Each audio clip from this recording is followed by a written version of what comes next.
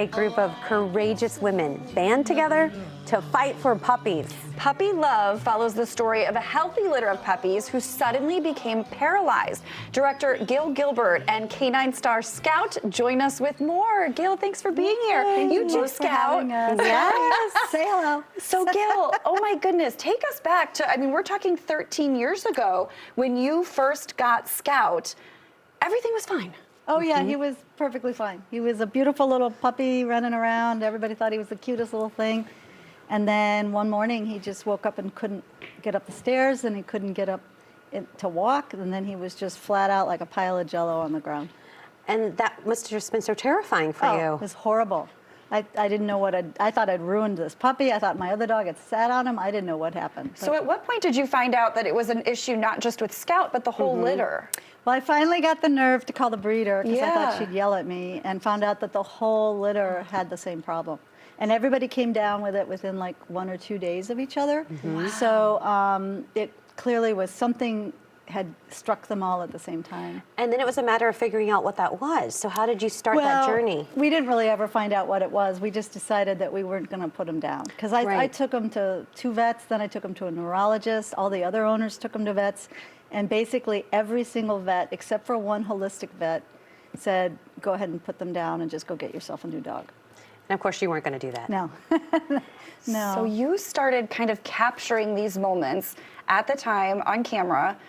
Did you know at the time that you were going to make a movie out of this? No. No. Honestly, I thought they weren't going to live, Yeah. or at least my puppy wasn't, because mine was one of the worst ones. So I just wanted to capture him as a memory, kind of. Yeah. And then as they started getting better, then I started getting more people to come shoot because I was focusing on the dog. So I stopped shooting, and then we got real cameramen to come. And so by the end, I kind of thought it would make a good movie, but I couldn't really look at the footage. It was just too painful. So it just sat in a box for about 6 years.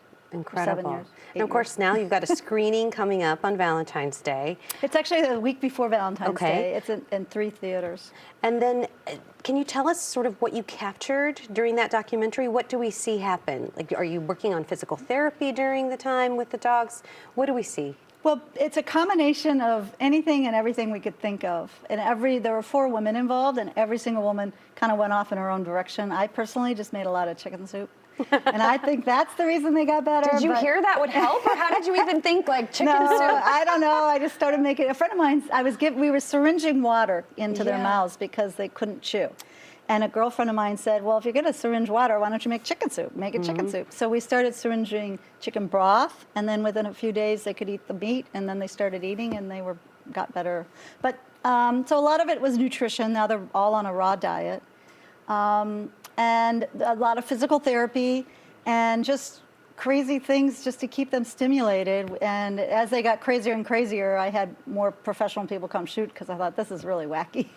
Yeah, the transition, just to see, I mean, those dogs, we saw some of the footage, just basically not even really able to move really much. And when they Oh, could, not they at could all. scoot a little bit. Yeah. But gosh, to go from that to what appears to be a healthy dog now, 13 years later, are people asking you for your secrets, your tips, how you did it? Well, actually, we just got into a national dog magazine, AKC Family Dog, and I've gotten quite a few messages from people who are struggling with their dogs and asking for advice. And Yeah. it is kind of opening up like a little group. It's really very heartwarming, It's actually. so frustrating when there's something wrong with your pet because they can't talk to you. And so it's so great to have other resources of somebody that's gone through it.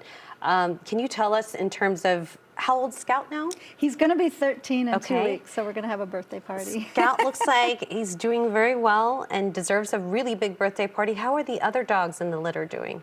Well, he has a brother, Shooter, who's also one of the stars of the movie. He's doing fabulous. The other 2 stars of the movie, Red and Oliver, unfortunately both passed away from cancer. Oliver just passed away 6 months ago. Okay. And Red passed away when he was 9. But they had wonderful lives. Yeah. Oliver became a tracking dog champion. Oh, wow. And was busy all the time. He had brothers and sisters, and everybody just had a wonderful life. So even though they're gone, they had a full life. It seems like the overall theme to the movie, too, is, hey, look at what a group of people who are passionate about something can actually do and can create change and create life, really, that didn't have a chance. Yeah, I mean, I've screened it a lot of times, and one audience wasn't a dog audience at all. I just assumed everybody who would come to this movie were dog people. And I said, so how many people in the audience have dogs? They're like, oh, we don't have any dogs. We just came because someone told us to come.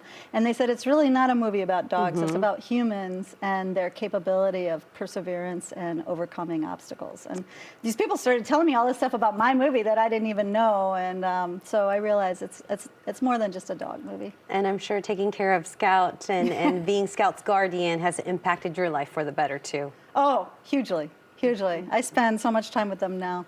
You wouldn't know it now. Incredible. But Look at that. Scout looks very cozy and comfy. Yes. Gail, Amazing. Scout, thank you both so much for being with us. You can catch Puppy Love in Woodstock, Carpentersville, and Fox Lake between February 10th and 12th. For more information, just head to puppylovefilm.com. I'm assuming you better bring your tissues. That's what I'm guessing. Yes, exactly. But it has a happy ending. Oh, I